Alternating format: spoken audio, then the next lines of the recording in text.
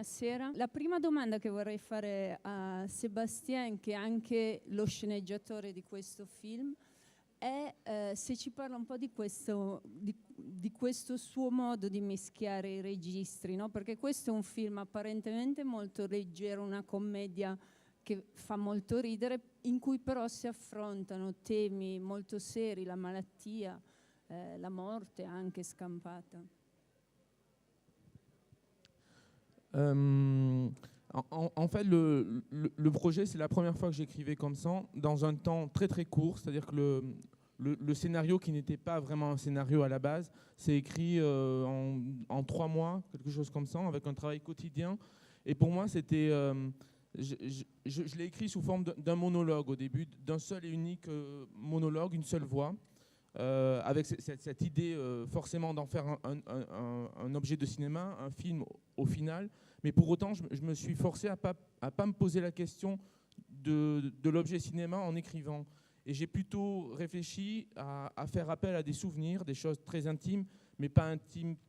C'est pas une autobiographie du tout, ce film, mais ça faisait appel pour moi à des choses que j'ai vécues ou que d'amis à moi ont vécues ou de gens plus ou moins éloignés. C'est-à-dire que tout ce qui existe dans le film a existé à un moment, sous forme, a été une étincelle. Après, ça a été plus ou moins gardé comme tel ou développé vers quelque chose de plus fictionnel. Mais en tout cas, voilà, le premier mouvement, c'était ça. C'était l'ambition de faire rire déjà, de raconter une histoire d'amour et en parallèle une histoire d'amitié, et de trouver des moyens de cinéma pour comment dire, répondre à un projet qui était immédiatement littéraire.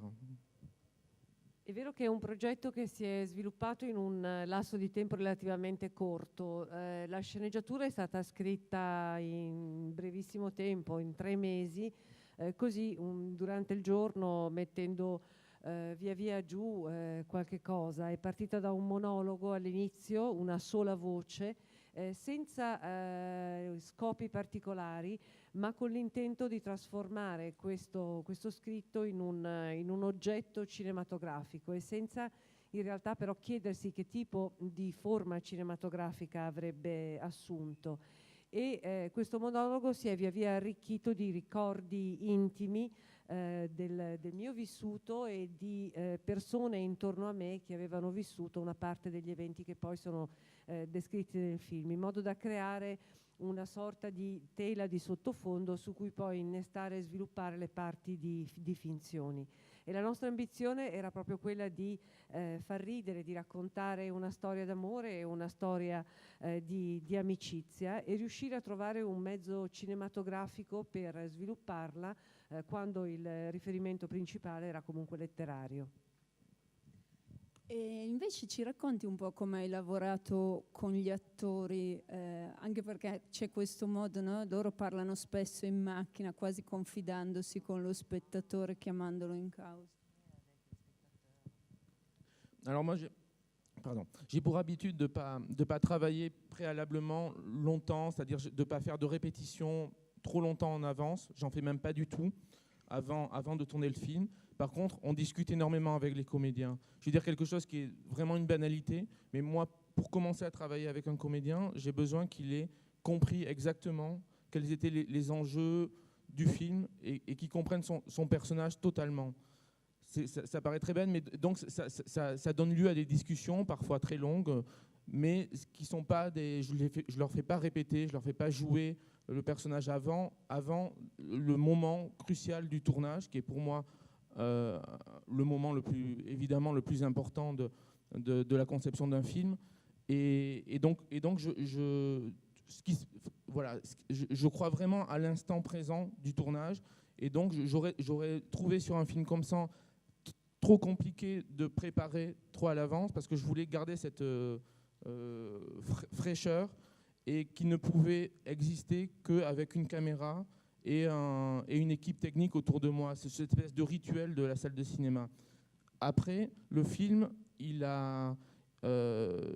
la première étape de travail, je disais tout à l'heure que ça a été écrit au début comme un monologue. Au début, c'était une seule voix, qui après s'est transformée en 6 voix, parce que 6 personnages ont émergé comme ça.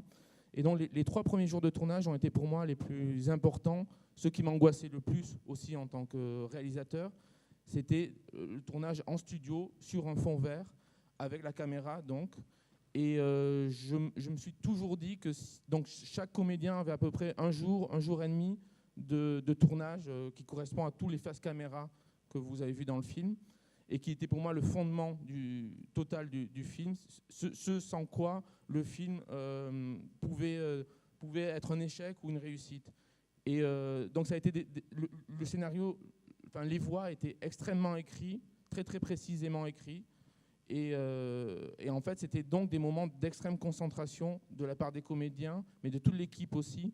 Et j'avais le sentiment, quand on a fini ces 3-4 jours de face à face caméra comme ça, le sentiment qu'ils étaient réussis, donc j'étais rassuré, et le sentiment que le plus dur du film était fait, et que tout ce qui pouvait se passer après, c'est-à-dire toutes les scènes de vie, les scènes qu'on appelait in situ, les scènes qu'on voit dans les rues de Paris, dans les bars, dans la neige, eh bien, on était forts en fait.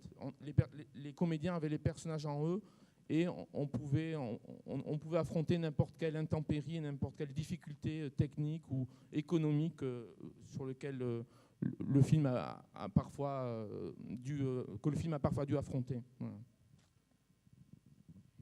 Io non ho l'abitudine di lavorare prima con gli attori in preparazione e praticamente non li faccio provare. Quello che faccio con loro è discutere a lungo, perché per me, per riuscire a lavorare con un attore, l'importante è che abbia compreso fino in fondo i punti essenziali del film e abbia compreso completamente il personaggio che dovrà interpretare, e dunque questo dà sempre origini a discussioni piuttosto lunghe, ma prima delle riprese non li faccio mai provare. Le riprese naturalmente sono il momento cruciale della realizzazione del film. E in questo modo, nel momento in cui iniziamo il set, sono presenti in quel preciso istante. Io ho la possibilità di filmarli, altrimenti andrei a perdere la freschezza della loro interpretazione, della loro recitazione, e quando siamo sul set a quel punto sono loro che si danno, e io li filmo con la macchina da presa e con la troupe. Dicevo prima che la prima tappa di elaborazione di questo film è stata un monologo a una voce sola, che poi è diventata 6 voci, e per ciascuna di queste voci sono stati dedicati un certo numero di giorni.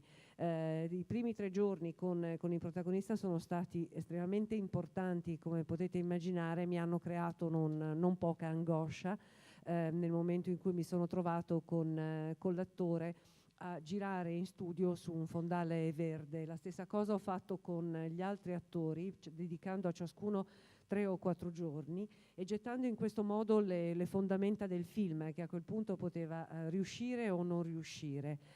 La sceneggiatura era scritta in ogni minimo dettaglio, e questo richiedeva da parte degli attori il massimo della concentrazione di fronte alla macchina da presa. Dopo aver fatto queste giornate insieme a loro in studio, ho avuto la sensazione che la parte più dura della realizzazione del film fosse stata fatta, e loro si fossero a quel punto rafforzati in questa prima interpretazione, e siamo passati a quelle che noi abbiamo chiamato le scene in situ, le scene in esterni, sia a Parigi nel bar, sia in montagna con la neve. E appunto grazie al lavoro fatto prima in studio si sono sentiti più forti e in grado di affrontare le intemperie e le difficoltà di ordine tecnico e economico che non sono mancate. Allora, io lascerei spazio anche alle vostre domande, se ce ne sono, alzate la mano. Volevo chiedere se la scelta di numerare i pezzi, dividere, fare il conto alla rovescia alla fine, porta verso, voleva spiegare qualcosa?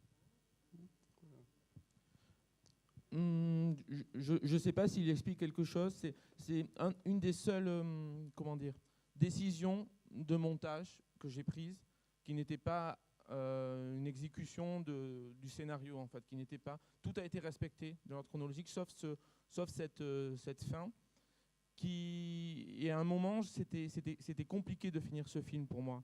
Et cette séquence, préalablement, dans l'écriture, elle venait avant l'épilogue, cette séquence de fin où il parle du fait qu'ils sont un couple, que maintenant ils sont un couple, enfin, c'est cette séquence de la fenêtre. Et ça m'allait pas, en fait, ça m'allait pas comment dire, il fallait pas que ça vienne trop tôt. Et au bout d'un moment, vraiment, ça a été du travail de montage, de revenir sur des images préalables et de créer voilà. Ce qui est important, je trouve, dans la façon dont un film se finit, c'est de finir sur un sentiment et pas forcément sur une histoire qui se clôt. Et j'avais beaucoup de mal à réussir à trouver quelle image allait être suffisamment forte pour que le spectateur de la salle de cinéma puisse partir avec un sentiment. Et c'est à force de travail que ce résultat est arrivé. È stata una delle poche decisioni prese in montaggio, nel senso che, come dicevo prima, abbiamo eseguito alla lettera la sceneggiatura e soprattutto abbiamo girato tutto in ordine cronologico, tranne appunto questa fine. Ed è stato complicato riuscire a trovare una fine per questo film. Inizialmente la sequenza finale veniva prima dell'epilogo, della scena in cui appunto si parla della coppia, in cui c'è l'immagine della finestra, ma poi mi sono reso conto che arrivava un po' troppo presto e dunque ho lavorato in montaggio andando a recuperare delle immagini, anche perché credo che sia importante concludere un film sempre su un sentimento e non ritenevo che l'immagine che avevo scelto precedentemente fosse sufficientemente forte da lasciare nello spettatore il sentimento che invece volevo che avesse alla conclusione del film. Et je voulais juste ajouter sur cette histoire de flashback, j'ai toujours lutté, en fait, dans l'écriture et la conception de ce film sur cette idée. En fait, le film n'est jamais à aucun moment un flashback, dans le sens où je demandais aux comédiens, c'est comme ça que j'avais écrit le texte, de vivre ce qu'ils disaient, l'adresse caméra, au présent.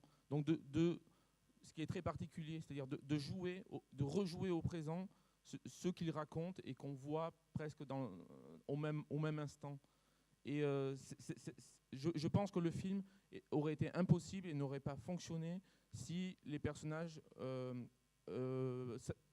utilisaient un temps passé, comme si le film était une traversée et un retour sur un événement passé. E ho lottato contro l'idea del flashback per tutto il film, e nel film effettivamente di flashback non ce ne sono. Quello che chiedevo agli attori era di rivolgersi sempre alla macchina da presa nel presente, e dunque anche nel momento in cui stavano narrando qualche cosa riferita al passato, che la reinterpretassero nel presente. Perché ero profondamente convinto che il film non avrebbe funzionato se non ci fosse stata questa presenza, questo qui e ora costante. Se c'è forse un'ultima domanda, perché poi purtroppo dobbiamo lasciare la sala alla proiezione successiva. Grazie per questo film che è molto bello, delicato, sensibile, ci sono dei sentimenti positivi e gli attori sono anche davvero molto molto bravi, complimenti. Vorrei chiedere una cosa però: ad un certo punto Armand dice allo spettatore che dovrà ricominciare da capo in un modo nuovo la sua storia con Amélie. Però in effetti, ecco, ci sono alcune cose nel film che non sembrano poi avere una risposta. Una di queste è: questa nuova storia in realtà com'è? In che cosa consiste questo capovolgimento che lui cerca di attuare nella sua storia? Merci beaucoup pour votre question. Je pense que vous faites, à moins que je me trompe, mais plus référence à une voix portée par Amélie qui dit, après la conversation téléphonique avec Armand, nous ne serons plus jamais des enfants, il nous faut trouver des solutions pour réinventer notre vie, notre histoire de couple. Je pense que c'est à ça que vous faites référence. Et moi, je crois qu'une des raisons pour lesquelles j'ai fait le film, c'est pour cette phrase-là. Enfin, entre autres, mais en grande partie. J'avais vraiment... Quand je dis que le film, au début, la volonté, c'était je dis souvent ça, de raconter une histoire d'amour, d'une rencontre, jusqu'à le choix de vivre ensemble. Mais dans l'histoire que vous avez traversée, on passe par une étape qui est une rupture ou quelque chose qui est presque une rupture. Et voilà. Et ce qui me semblait intéressant et original et assez, dur à traiter, et c'était un des paris du film, c'est de parler de cette façon dont deux êtres qui s'aiment continuent à vivre ensemble malgré peut-être comment dire ça, le manque de nouveauté et le fait de continuer par un attachement et une peur aussi de la solitude. Voilà, je voulais traiter de ça. Ce que c'était que d'être à deux, c'était aussi renoncer à la solitude. La ringrazio per la domanda e credo che lei si riferisca più che altro alla voce di Amélie che sentiamo dopo la telefonata, quando dice non saremo mai più ragazzi, dobbiamo trovare una soluzione per reinventare la nostra storia e reinventare la nostra coppia.